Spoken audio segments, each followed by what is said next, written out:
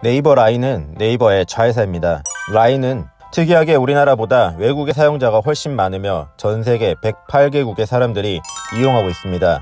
특히 일본에서 국민적인 메신저로 등극하고 있죠. 우리나라에서는 크게 성공하지 못했지만 라인이 이렇게 커진 비결은 무엇일까요?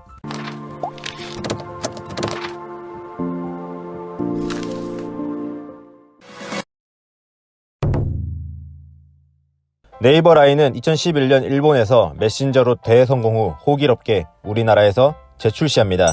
그러나 그 시기에는 카카오의 카카오톡이 네이버 라인 이전, 네이버톡 등 우리나라의 모든 메신저계를 무자비하게 정복하고 천하통일을 한 상태였습니다. 이런 상황에서 네이버 라인은 후발주자로 분투하였지만 카카오톡을 이기지 못하고 점유율이 점점 밀려버립니다. 삼성, LG, 현대 등 우리나라 굴지의 대기업도 일본에서는 시장 점유율을 확보하는데 실패합니다. 일본은 그만큼 한국 기업에 대해 보수적인 나라이죠. 하지만 네이버 라인은 일본에서 다른 기업과 다르게 2011년 폭발적으로 점유율을 늘리는데 대성공합니다. 사실 네이버의 라인 역시 2011년 대성공 이전 일본에서 여러 번의 실패를 합니다. 처음의 시작은 라인의 전신 네이버 재팬으로 2000년에 시작을 합니다. 2000년 네이버 재팬은 호기롭게 포털 사이트를 오픈하였지만 일본 시장의 반응은 야후 재팬 등에 밀려서 냉담하였고 결국 2005년 포털 사이트를 폐쇄하고 사업을 철수합니다. 네이버는 다시 심기일전을 하고 2009년에 다시 일본을 오픈을 하였지만 일본의 시장은 결코 만만치 않았습니다. 사업성이 점점 줄어들었고 네이버는 결국 일본의 네이버 재팬 사업을 철수를 고민을 하고 있었습니다. 그때 2011년 3월 동일본 지진이 발생하였고 지진으로 인해 통신의 불량으로 메시지와 전화가 안되는 것을 착안하여 네이버 재팬은 전화나 메시지를 보완할 수 있는 일본 문화에 맞춘 메신저 어플을 개발을 시도합니다. 그 이후 네이버 재팬은 메신저 서비스를 시작하죠. 당시에는 일본의 메신저 어플이 거의 없었고 지진에도 끄떡없는 라인의 서버 안전성으로 일본에서 폭발적인 인기를 얻으며 라인은 대성공을 합니다. 시작 후 약 300일 만에 5천만의 가입자를 확보하는 기염을 보여주고 현재는 일본 국민의 70% 이상이 라인을 이용하며 16년 기준 전 세계 108개국에서 누적 이용자 수가 10억 명 이상, 월간 활성자 이용자 수는 2억 5천만의 이용자를 보유하고 있습니다. 또한 나아가 현재 라인은 메신저 성공에 이어서 라인 프렌즈, 배달 플랫폼 대마칸, 결제 플랫폼 라인페이 등 그리고 라인 택시, 라인 헬스케어, 라이브 스트리밍, 가상화폐 거래소 등 라인은 글로벌화로 뻗어나가고 있고 다양한 사업을 공격적인 투자를 통해 뻗어나가고 있습니다.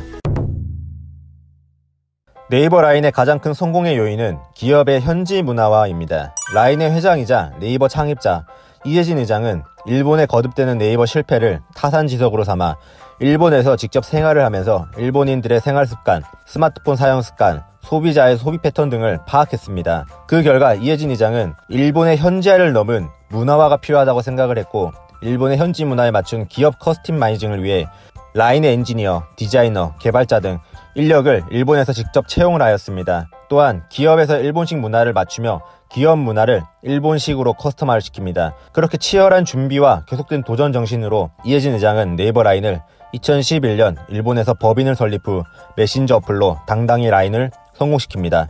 그리고 라인의 일본 법인 설립 및 라인의 메신저 성공 이후에는 라인의 의사회 구성의 과반수 이상을 일본인으로 두고 또한 라인의 개발을 일본에서 했다는 점을 부각하며 라인은 일본 기업이라는 인식을 가지게 합니다.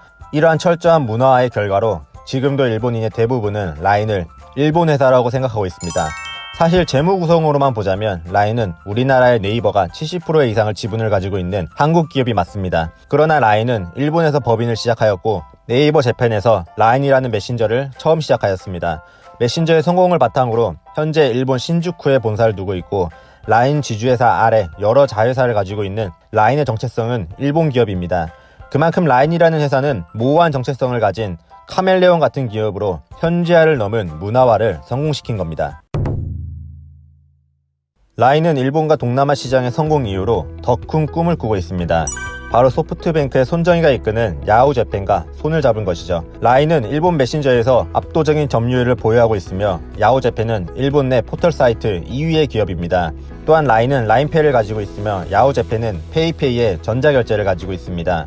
따라서 두 회사의 합자회사로 인해 메신저, 인터넷 포털, 결제 플랫폼까지 모두 점유하겠다는 야심을 가지고 있습니다. 그리고 일본에 이어 동남아 시장 및 향후 글로벌 플랫폼 및 핀테크 회사로 나아가려고 하는 큰 꿈을 가지고 있는 라인입니다. 일본의 계속된 실패에도 로마에 가면 로마법을 따르라는 의미를 몸소 실천하며 카멜레온 같은 기업 현지화를 넘어 문화화를 보여주며 성공한 네이버 라인. 이번 라인과 소프트뱅크의 야후재팬의 합자회사 이후 라인은 더 큰 꿈을 가지고 글로벌적인 플랫폼으로 거듭날지 기대됩니다. 오늘 영상 내용은 여기까지입니다. 구독과 좋아요는 저의 영상 제작에 큰 힘이 됩니다.